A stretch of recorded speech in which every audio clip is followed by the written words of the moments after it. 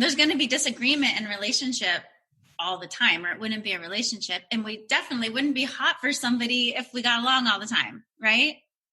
And so we have to be willing to speak our truth. It takes energy. It takes courage. It takes commitment. A hunger to live life at another level. A life of true fulfillment.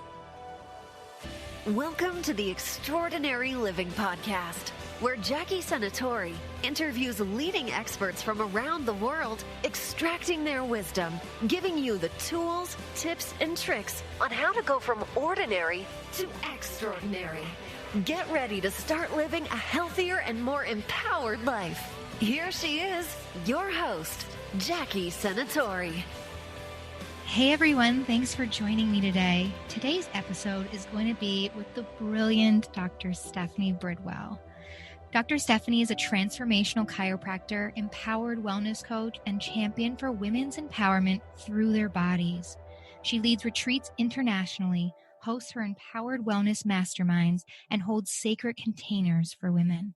Her latest creation, RAVENOUS, is a deep exploration and embodiment experience for women wanting to know their deepest truth. Dr. Stephanie also sees private clients by appointment for Network Spinal Care. For over 2 decades, Dr. Bridwell has amassed experience and education that puts her on the cutting edge of health, transformation, and consciousness. She is the founder of Magnolia Wellness Center, a thriving nexus for holistic health located in San Francisco and Marin County. Dr. Bridwell brings together a unique synergy of body, mind, and soul disciplines to create the maximum impact on the lives she touches. She holds a doctorate degree in chiropractic, a master's degree in clinical psychology, and is certified in the KaliRay Yoga Method.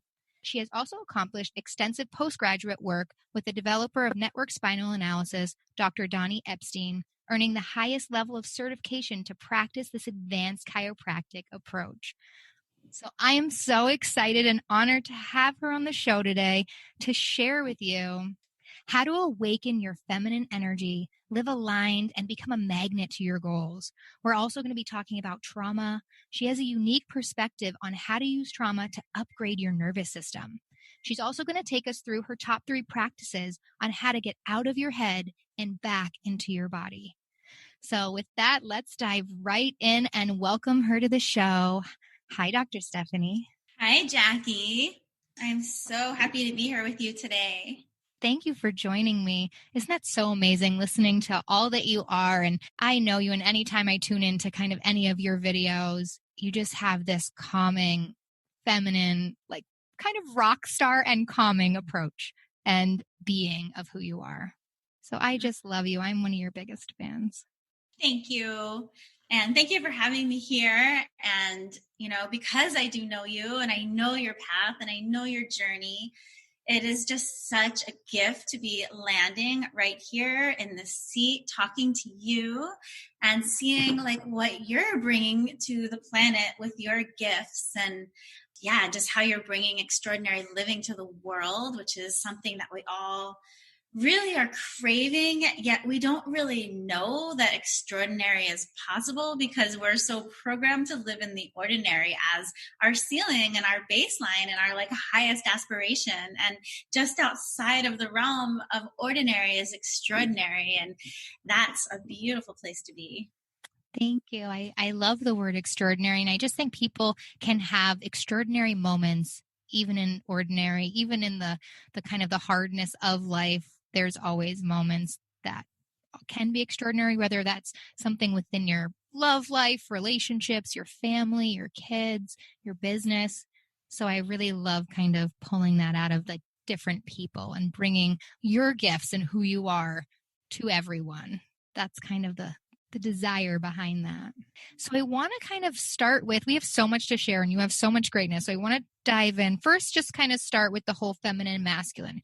So you talk a lot about in your Awaken Feminine Leadership group on Facebook, the difference of like feminine energy and masculine energy.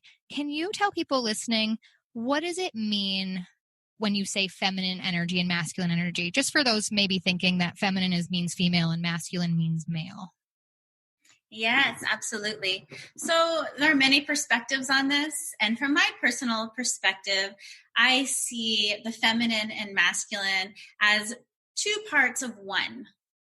And the feminine and masculine live within each of us. So it doesn't have any bearing on gender. It doesn't have any bearing on sexual preference or sexuality. It's really these energies that are within us, every one of us. And the feminine I see more as energy, pure energy. And it's the energy of creation. So anything that is to be birthed or created, or the artisticness of living our lives, comes from the feminine. The feminine literally is like the paint and the tapestry and the webbing and the beauty that goes out into the universe to fill it. And the masculine is more of like the structure and the holder, and is also known as consciousness itself. So just the pure consciousness is this masculine, and the feminine is like this energy. The feminine, because it is energy, it's also like intangible. And so a lot of times we want to define feminine, or we want to like hold it, or we want to contain it. And the thing is it's kind of like, if you really want to connect with what the feminine is, it takes really like coming out of the external senses and dropping in and sinking in to your own being and your own body. And coming all the way down, really as if you could just almost pull your energy through your crown of your head and just drop it through your neck and through your spine and all the way down to like your womb space, and really drop into there and even like touch your hand on your womb, you'll start to sense that there's like a deeper knowing, and a knowing that is more internal, that comes from like feeling and sensing and like listening to the earth, like putting your ear down and listening to like the storms that are coming and going, and listening to get information on what's going on, to know the seasons and to know the rhythms of life are feminine. And the masculine is like holding that. So the masculine could be called like autumn, but the feminine is like the leaves like changing to all these like pulsating colors of reds and oranges and yellows and oranges and all these bright, beautiful colors that we drive to New England and like drop our jaws to watch and be with.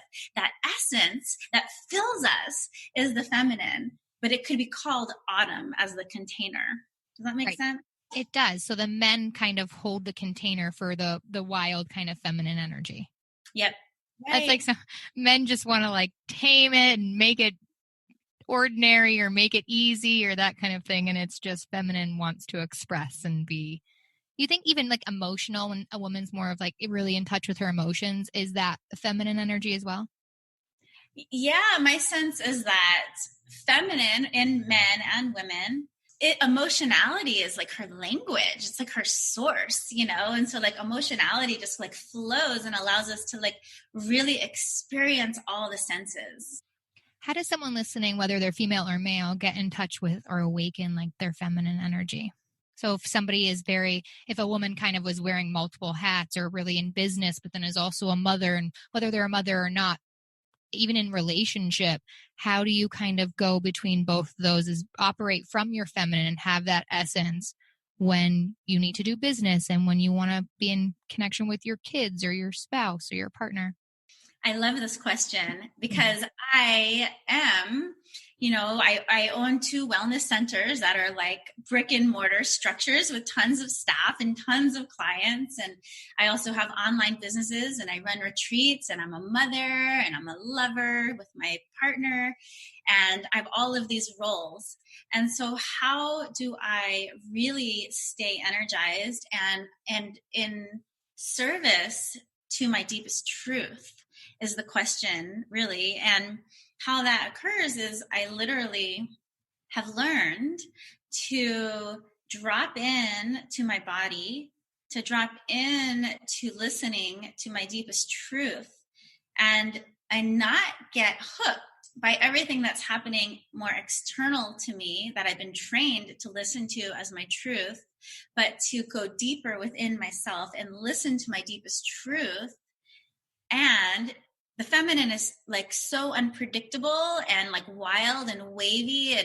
And so being able to like trust that the waters aren't predictable, but my masculine needs to know that they are. So my masculine needs to know, am I safe? Am I doing it right? What are my instructions? and needs approval.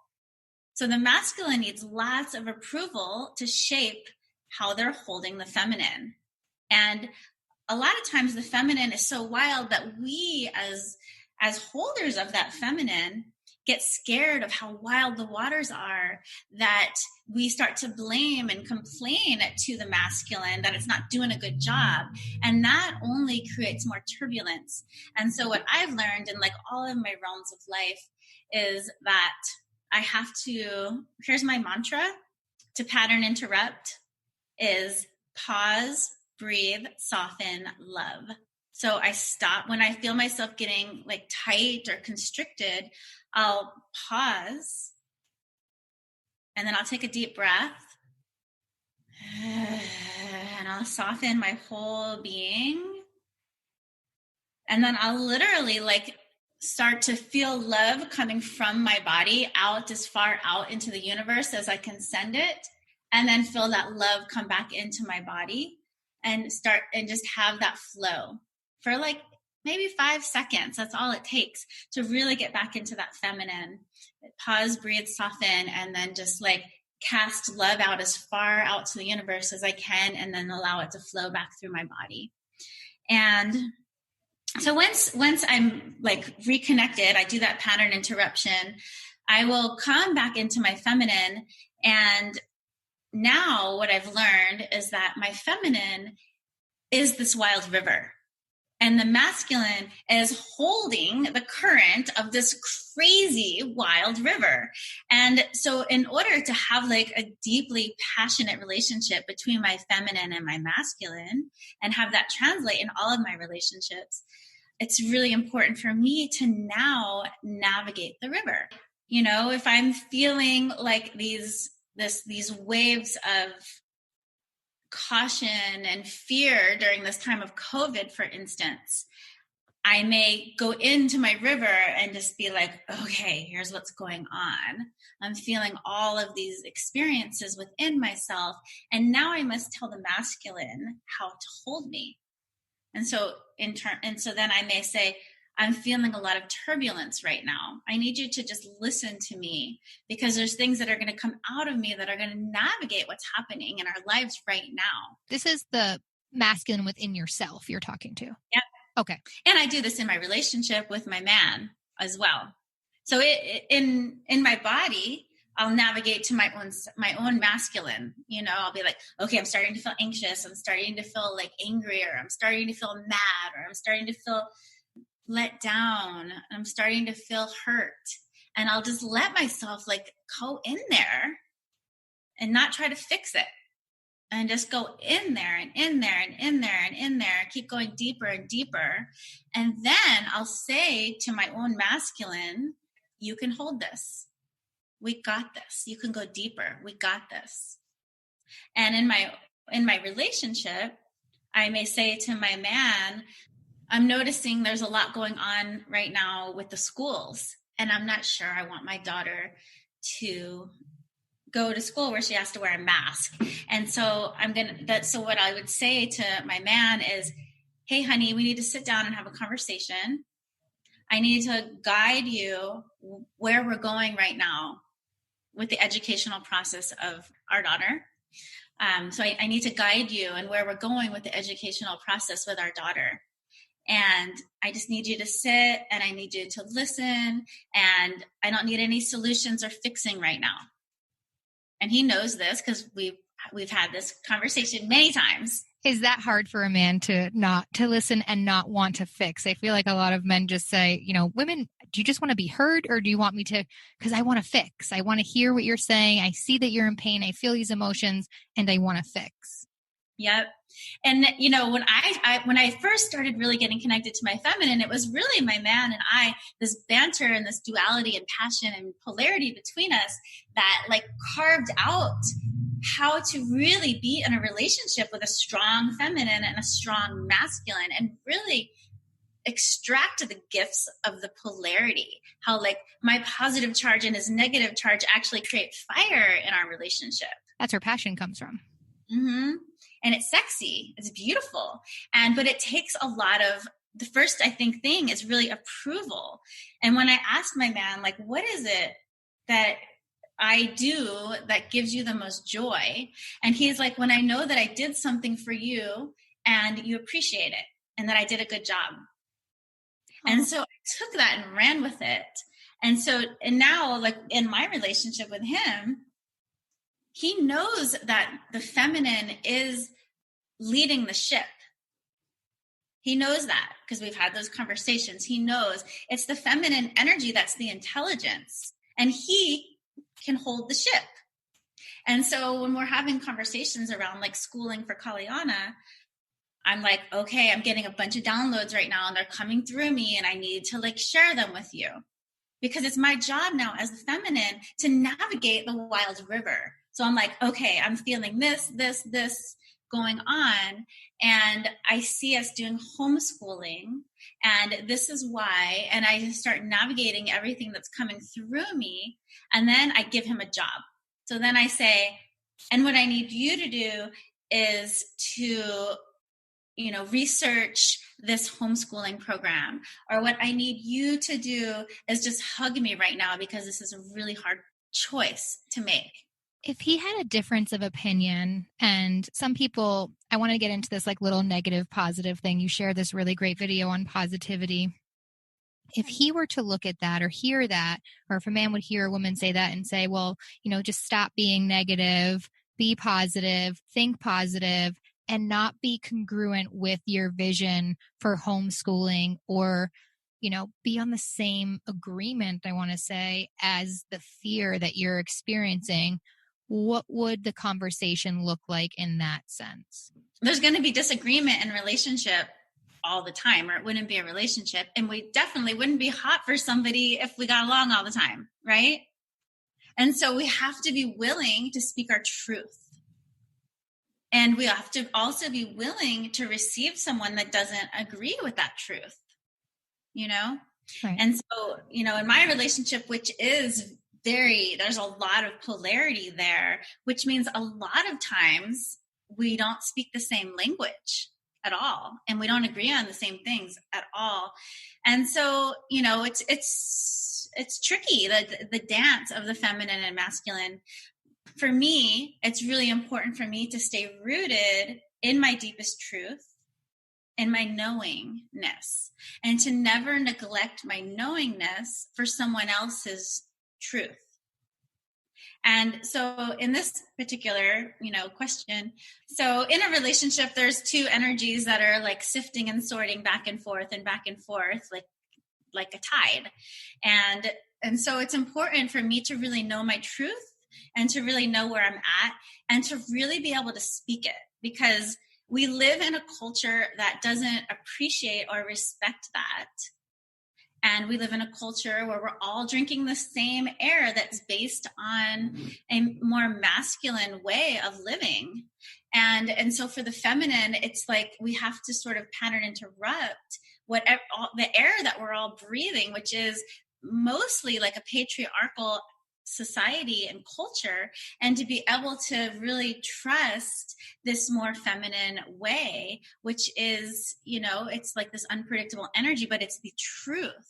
And so like when I'm in that kind of banter with my man, I'll say, this is where I'm seeing things going. These are all the feelings I'm experiencing. And this is a request that I'm going to make of you right now. And it could be to hold me right now, which is, I promise you, always the very best thing. Because when I ask my man when he feels the most successful with me, it's when I give him something to do and then he does it and then I approve of him. Right. Always. He feels so good. And he always says to me, now that we've been practicing this, give me a clear direction. Give me a clear thing that I can do so that I know I did a good job for you. And I really feel the masculine wants that. It's like, give me some clear instruction. That's why when the feminine gets wild or gets crazy or gets unpredictable or is fickle and changes her mind like a million times a second, that the masculine burns out. Like all of his cylinders just fry because he can't handle that type of energy. It's like so much. And so that's why it's so important for the feminine to totally run that energy for herself.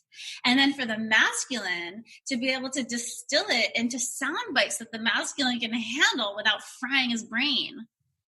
So when a masculine energy, whether it be a man or a woman, has that feminine kind of wild nature or changing her mind or even getting maybe stuck a little bit in their head of, I don't know how to navigate this or be with this. It's just too big. And I want to please her. I just don't know how. The action step would be for him to ask for, what do you need right now? Like being held or. I would never ask the masculine to ask me what I need. Ever. That's not his job. I need to know what I need. I need to know what I need, and I need to have the power in my ovaries to ask for it. And then he knows he's doing a good job. Because honestly, if the feminine is asked what she needs, she's going to be all over the place. And she's not going to trust the masculine knows her.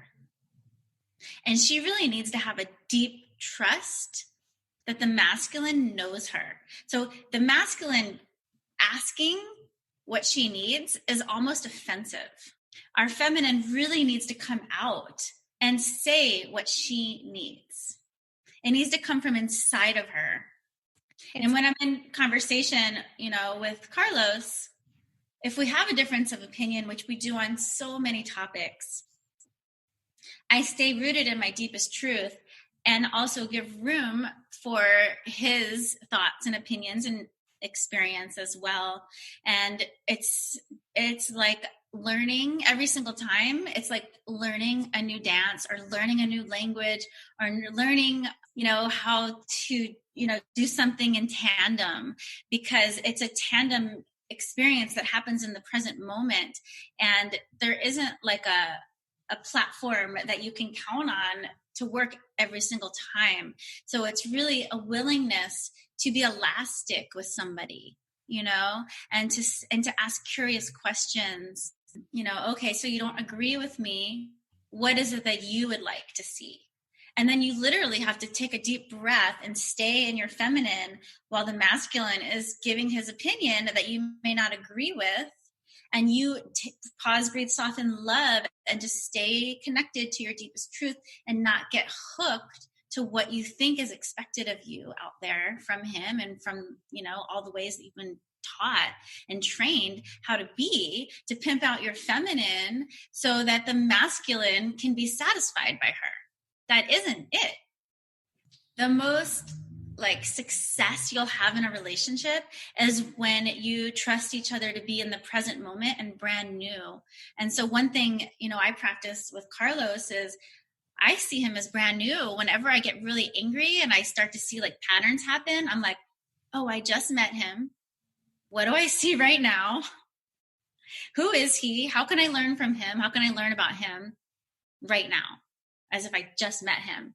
And that's one of the most successful pattern interruptions I have. And it totally takes me out of my judgment. It takes me out of me going into extra hyper masculine and controlling him and starting to point my finger at him. And I just soften because I'm like, oh, who is he? I'm curious about him. And then in those conversations, I'm curious about his answer. Even though I already know my answer, I'm curious about his answer. And if his answer is something that I enjoy, then I'll play with it a little bit, It's a little bit of cat and mouse is the real true essence of the masculine and feminine dancing. And then I say, okay, well, I like these pieces of that. how about this? And so then it's back and forth. But in a relationship, you have to be willing to give up some things that you think you own. And you have to be willing to be uncomfortable. And you have to be willing to listen and value what the other person in the relationship is bringing to the table and bringing to the relationship. Because if you don't value it, even if you're disgusted by it and it's totally opposite of what you believe, if you don't value it, it's already dead. And the relationship is as well.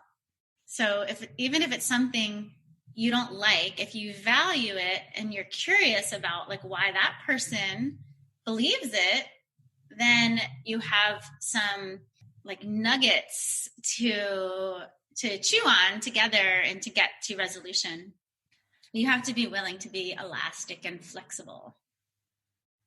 So it's like when you find yourself in judgment, or what you said, like staying in your truth of what you know, take that pause, breath, and soften and go into being curious for them, almost like for the first time. So they're no longer a concept and come with all the history. Well, they've always done this, but to kind of pause and see who they are right now and find the value in what they're saying, even if it's something opposite.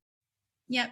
Exactly. Like love them enough to be like, wow, if this is their belief, I'm curious why, Because that's, I think, what, DeMartini always says is if you want someone like yourself, then one of you is not necessary. We want to have our disowned kind of parts, or we want to have somebody that has the opposites so we both can have each of them, rather than I want someone that's just like myself, or that likes everything that I like. And like you said, there's no passion in that.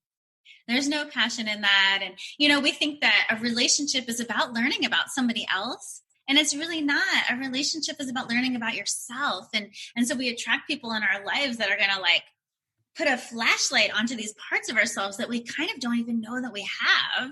And they come out and we're like, that's not me. And it is us, and it freaks us out. And, because of like this thing called the iceberg effect, we want to like push down so many emotions and so many parts of ourselves that we just can't fully be with.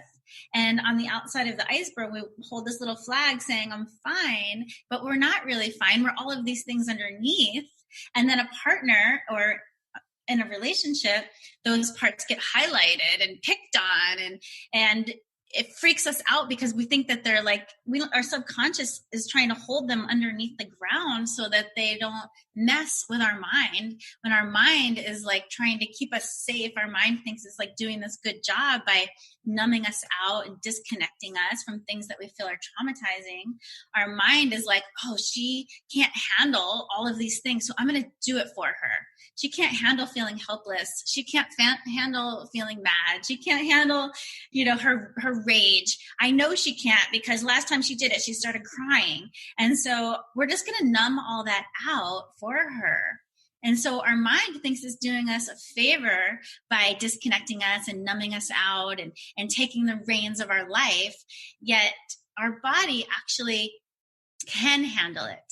And we need to give our bodies way more credit for handling the compost and the mulch that we push down, because all of that compost and mulch is actually the soil of our soul. And our soul can't really fully embody unless it's able to like dig into that soil and become whole.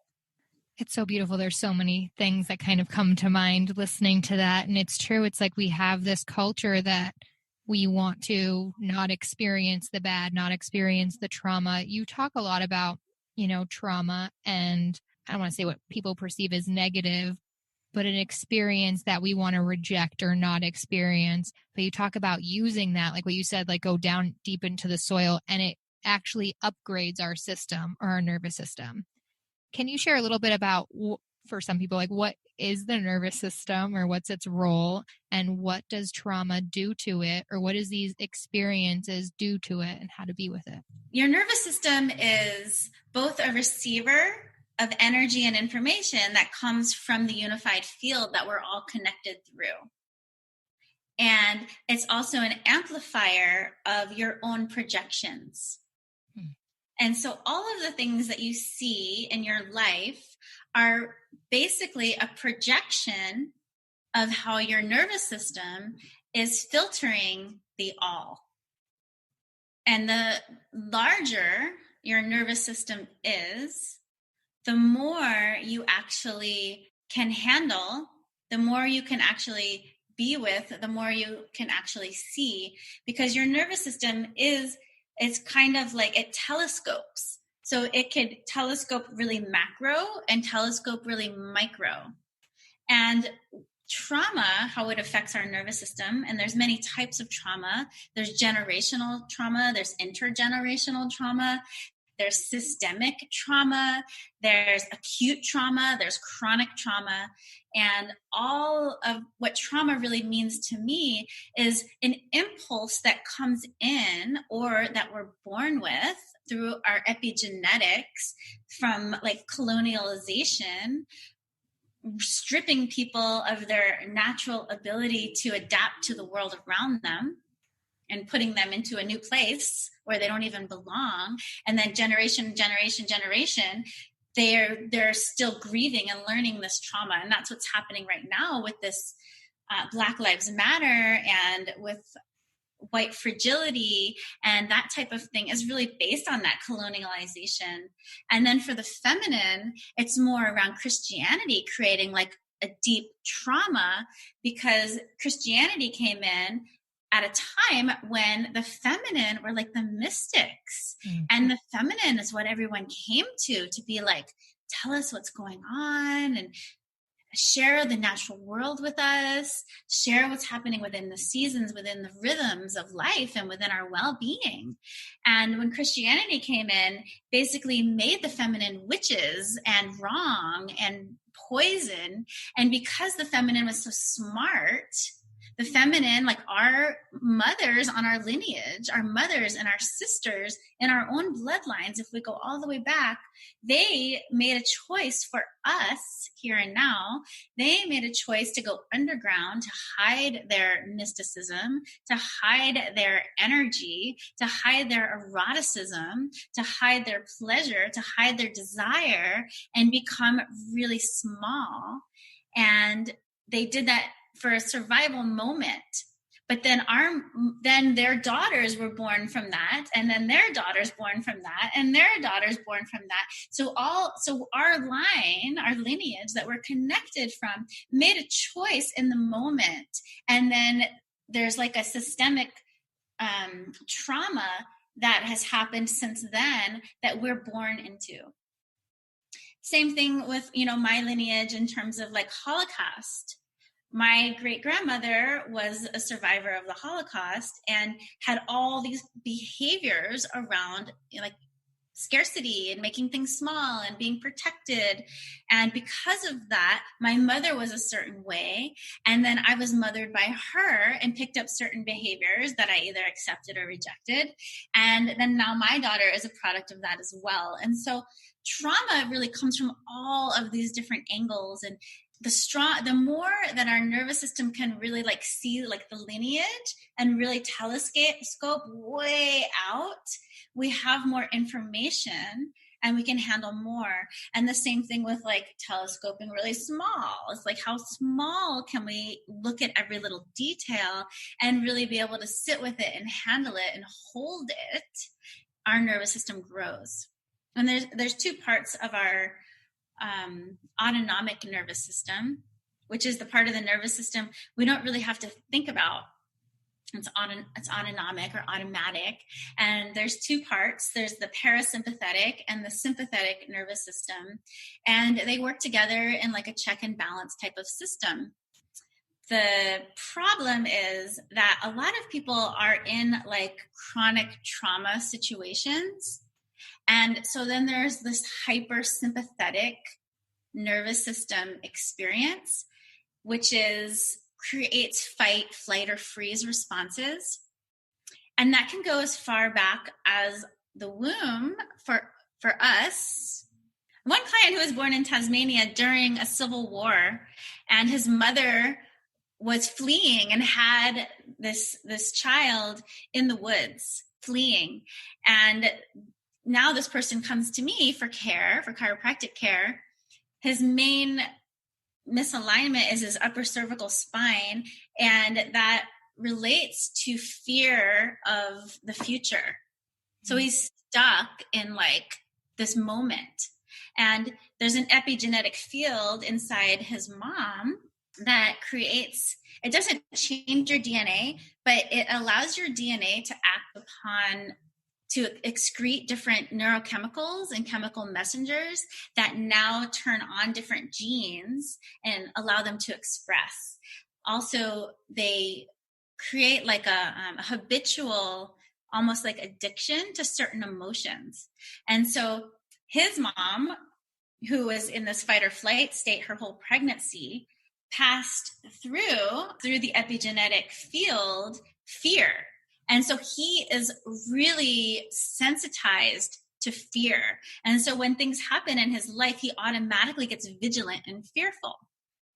And so when we're mapping the nervous system's ability to adapt to trauma, then it's important to really widen the system to the entire lineage all the way up until right now, and to be able to include all of that. And when we're handling trauma in the moment, what we're trained in our culture to do is to get into our mind and stop the experience of feeling bad. And so we'll distract ourselves with drugs, we'll distract ourselves with gambling, we'll distract ourselves with, risky partnerships, we'll distract ourselves with depression, we'll distract ourselves with all of these different ways so that we don't feel.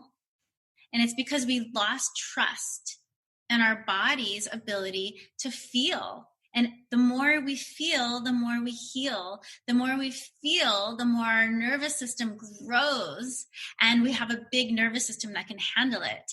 And our nervous system is either contracting and getting small from stress and trauma, or our nervous system is metabolizing it and growing. And one of the studies that has been really important to me on my path was yoga and really studying the tantrikas. And what the tantrikas do is they see how you're responding as prana, as energy. And when we avoid something, we're literally like pushing away the prana, pushing away the energy.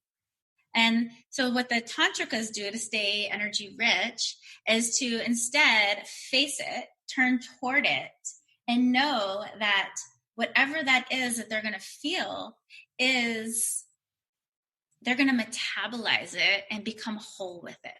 And so if it's shame or loss of dignity, which are two huge things that rob us of our soul, shame and loss of dignity rob us of our soul. They rob us of our deepest truth. They rob us of our deepest knowing, because those two main things numb us from our body and put us in our head. And then we give all the power to our head to have the reins of our life.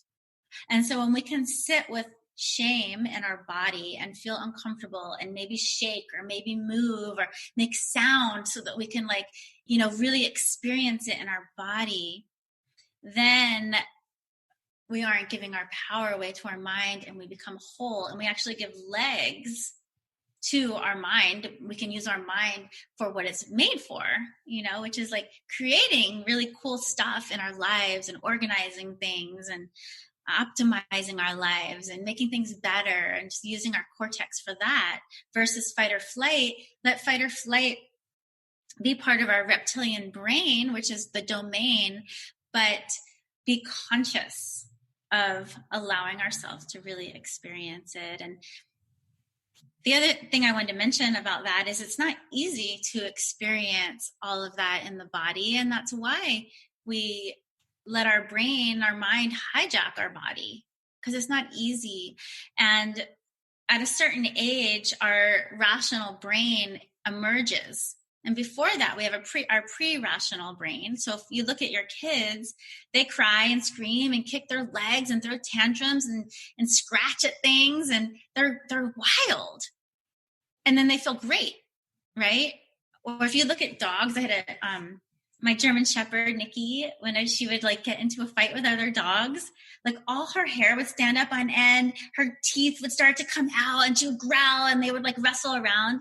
And then she'd like walk away with her tail wagging. And I'm like, that is how human systems are supposed to metabolize their stress in the moment, with sound, with movement. If you're not doing sound and movement, you've lost the game. And at the birth of our rational mind feels superior to the body. And so the rational mind doesn't move or make sound. Right. And I feel like that's where we go wrong. And so if we can just tell our rational mind, hey, I need to make sound, and it's going to sound crazy, and it might scare people, and I need to move my body, and it might look really weird, and people might make fun of me, and it's okay, because those are the keys out of my prison. You know, I'm with you in that. And I've coached people for the last 12 years and can see how people lock this in their system.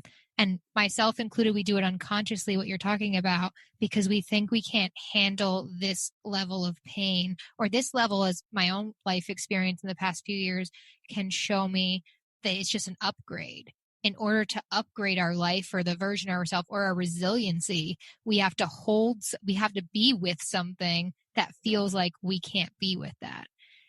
It's in our, I guess what you said, like our upbringing and our culture, to when we experience something like extreme pain, sadness, rage, it's like, no, be quiet. Even sometimes, I mean, I love journaling, but some people are like, journal, when sometimes it's just, you really need to be with that energy and you really need to move through it. I had this woman coming on the show that opened a business where you smash things. So she has like this relief room, it's called. She talks about this woman coming in with breast cancer and all of these things. And within a few weeks, the doctors asked, like, I don't know what you're doing, but it's working. And she was just being with that. She needed to yell. She needed to express. She needed to emote. And then the level of resiliency that was birthed was the new version of herself. Absolutely. Absolutely. That's it. You know, one part of my story is I was born 4 weeks early. And I've always really had this like zest and this passion and this like exuberance for life, always. And I really feel like coming out early was just part of that. And it was hard because I had that always, but you know, it was modeled back to me that I was too much, or I was too big, or I was too loud, or too curious. And, you know, I think when I really distill, like, what is my purpose in life? It's really to really gnaw down to the deepest truth in something and allow energy to flow through the body.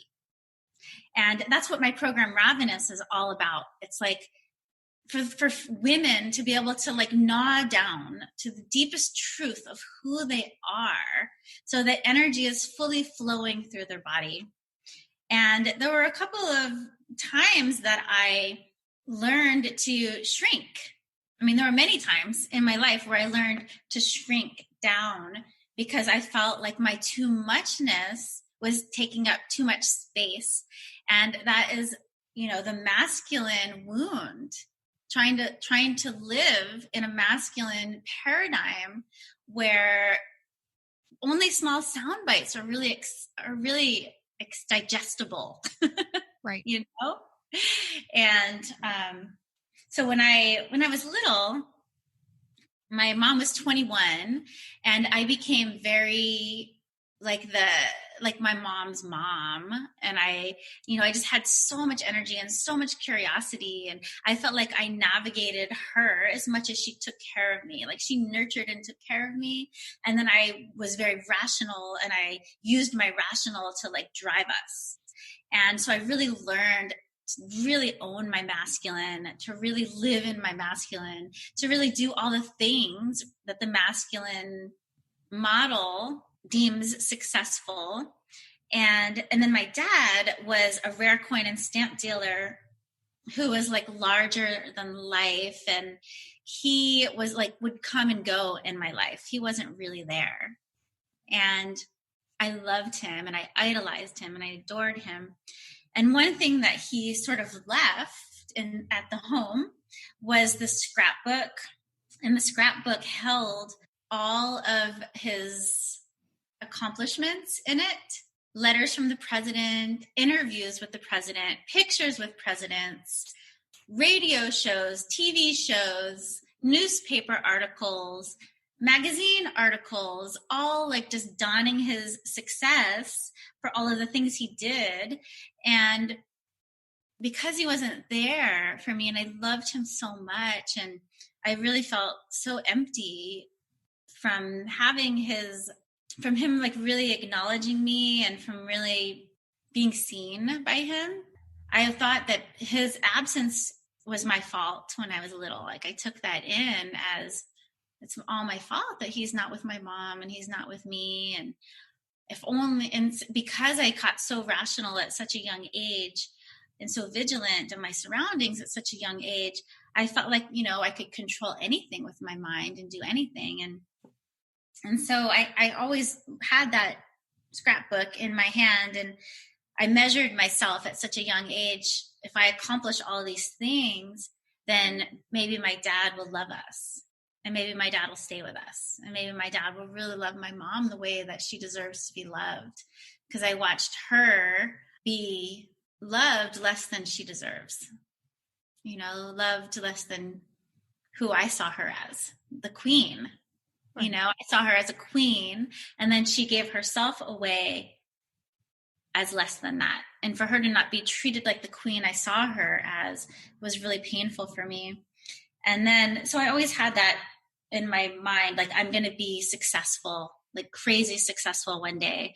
And nobody's ever going to not love me the way that my mom isn't fully being loved by him. So the wound became the gift of why you achieved what you did. And then just the people listening to you, I mean, the brilliance, the heart, I don't want to say determination but it's just that energy to achieve in the feminine way came from that hunger, that void. And from achieving in the masculine way my whole life, and realizing how burnt out I was and how empty I was, and having eating disorders and hating myself and living in my head and just like judging my body and judging myself. And I was never enough for myself and too much for everyone else. And what happened to shift you from that to who you are now? There were two things that happened in my life. One was my dad had another family before he had me. And my dad and I were actually like incredibly like the closest. Everyone says that my dad and I was the closest person he ever had in his whole life. And my dad would sometimes just like hold me, and we would, snuggle and be really cute together. And one day my half sister walked in the room and saw him holding me and said, "How dare you?" And she just started crying and was hysterical. And "How dare you hold her? You've never held me like that. How can you two laugh together? I've never laughed with you." And that really hit me so deep, and it made me smaller. I was like, I never want her to feel that way. Right. Because I know my dad was neglectful of that whole family. And there's a lot of drama of like how he left that family. And for her, when she said that, I felt her deep, deep, deep desire to be known. And she's still running that pattern to this day. She just is dying to be known. The feminine is dying to be known. We are dying.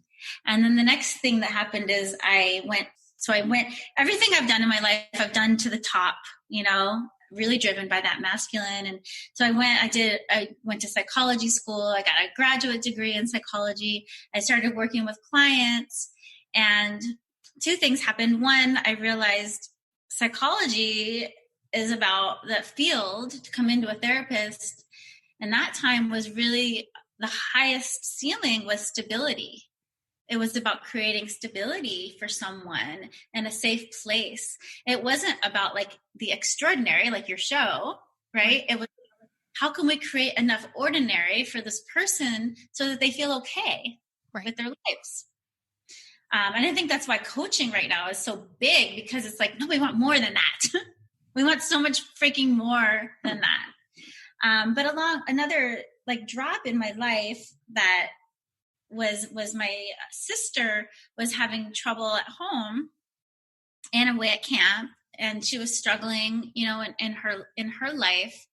And I realized I'm helping all of these people, but it's like, it's the hardest place to be is home.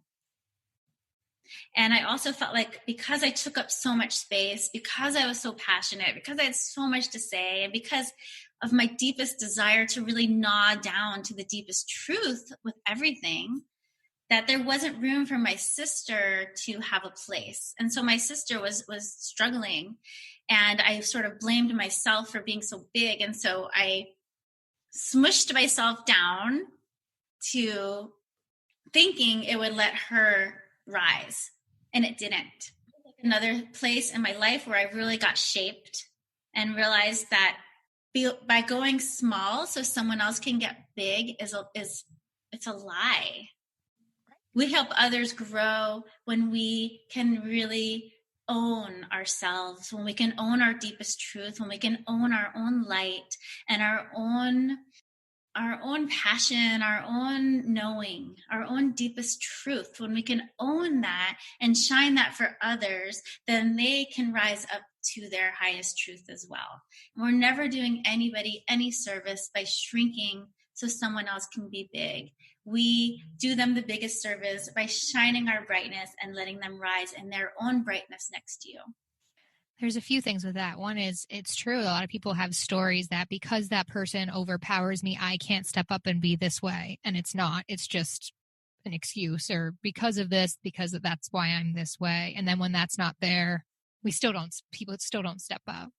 How did you become okay with giving yourself the permission to be big, to be loud, even now in your everyday life, when you express and are just so authentic and open and vulnerable, and when you're sharing things? What was the moment or experience that got you to the place that you were able to open up like that and be who you are and be loud and be big? So I was working in Boston as a psychotherapist, and I was working in a home with people with schizophrenia and bipolar, that they were in a home for people that were either committed crimes, committed murders. Their mental illness was like out of the scope of being able to sort of handle it at home on their own. And so I worked in this home with them, and at that time, I had the worst of my body image and the worst of my eating disorder and the worst of just being disconnected. I also was in a 10-year relationship with someone wonderful, but I couldn't actually be with them because I hated myself so deeply that anything he said would trigger all of my own self-hate, and I would just go smaller and smaller and smaller. And it really came to a point where this driving force that's in me that knew that I was made for more, that I was made for something huge, I had to fill the gap of where I was and where I knew I needed to be. And so my rock bottom was really the widest part of that gap of being so far from my truth, that I hit this rock bottom place where I finally just crashed. My mind crashed, and I started feeling the waves of despair that my body had been holding. And at that same time, I met Donald Epstein and Network Chiropractic, and I started to expand also yoga, and I started to experience my body for the first time in my adult life. And when I started to experience my body through my nervous system, I started to feel like I was okay. And even though I felt crappy, that it was okay to feel crappy, because at least I felt something. I wasn't numb anymore. And as I started to unnumb, I became more alive, and I wanted more of that. And then I went to school to be a chiropractor, and for the past 18 years, I have been really growing my nervous system and becoming embodied. And And I feel like that was like a huge turning point. And so when I really look at my whole story, I'm so grateful for all the instability of my childhood to numb out my body and live in my head, because the greatest gift I got was being able to come back in my body and reclaim all of these lost treasures, and to own and know how powerful I am when I'm embodied. Because when I look around, I see myself in so many. And I know from my own experience and my own journey how to reach out my hand and bring someone out of the prison of our mind and help them really embody all of their missing pieces and thrive in their lives. What comes to me so clear, and knowing you and listening to this from a deeper level or deeper perspective now, it's like you awaken the path for the feminine to move through. Now I understand tuning into, because I can feel energy, but I don't really put a story to it or anything. But listening to you, it's sort of like, that's why you have that calmness. That's why you have that expression when you watch your videos or you listen to you.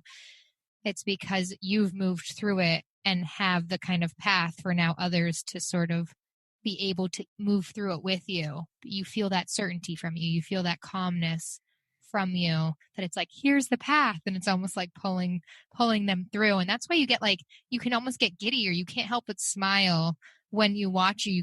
You just get that lit up energy. So that's where that comes from, those what quote unquote wounds that became gifts and treasures, as you called them. That's right. You know, I really, really, really did the work, and I'm doing the work. It's every day, because we're still breathing the same air as everyone else in this culture that expects you to check out and play small, you know, and live on superficial and say things are just fine when they're really not fine. And it's like an act of defiance against the cultural norms. And it takes a lot of courage and power. And I know now that I can hold that, and I'm more than fine when I do. And so it's really easy for me to hold that space of certainty for others, because I did the work. And it is work. It's work every day. When you say you do the work every day, do you have a go-to of what you do? Like, I know you have your top kind of 3 things, which is meditation or body work or journaling. What would be your go-tos for anyone's listening that wants to process some of that stress? So instead of running from it and wanting to get the gift in it and wanting to just move it through so they can upgrade their nervous system and they can become more resilient now that they're listening to you and knowing, like, I can hold this emotion, I just have to be with it. What would you say to them? What's your kind of go-tos every day? Yep. I think I would love to leave people with pause, breathe, soften, love, and really experiencing that. The other thing I do every single morning, so that I don't live life like I did the day before and start running patterns, is I write a desire list every morning. And my desire list is things that my mind doesn't limit me by. My mind may say I may never get. I'm writing those down anyway, because it's what I truly desire. And that's what brings me closer to all the things that I really love. It makes my life so big. It makes my nervous system so big. And so, you know, it's like you start writing down what you desire, but they're like your wildest desires, your most passionate desires, the things that like you just really, really, really want. And you have no idea if you can get them or not, but it doesn't matter, because you write them down, and that's how you cast out into the universe your dreams. Every time you write a desire, it's like casting it out. And then the universe can bring you exactly what you desire. And I fully live that. I believe that. And my life's research has shown it to be true. Just super grateful for you and coming on and sharing today. Thank you. You're amazing. And if people listening want to connect with you, can you give me a few? I know you have a website, and then you also have a Facebook group and the RAVENOUS program. Yep. RAVENOUS is starting July 7th, 2020. So that's coming up for any women that want to come into that. They need to direct message me, and we'll have a conversation if it's the right program for them. And they can go to drstephaniebridwell.com to learn more about other programs I have going on. And MagnoliaChiropracticCenter.com is another place they can find me. You also have that Facebook group that we mentioned that I believe it's free for the first 3 months that you join. Is that right? That's great. Okay, perfect. And what was it called one more time? Awakening Feminine Leadership. And all of that will be in the show notes. So thank you so much for being on the show and for sharing all of your amazingness. Thank you for having me. And feel free to reach out to me with any questions, anyone that's listening. I know we covered a lot of territory. And if you want to dive in deeper on anything that we talked about, I'm absolutely available for you on email or message me through Facebook. And I look forward to being of service in any way that really serves the feminine, which is our deepest truth.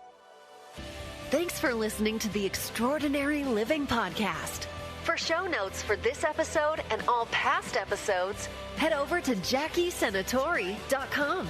Thanks for listening, and we'll see you next time. Until then, take care and be well.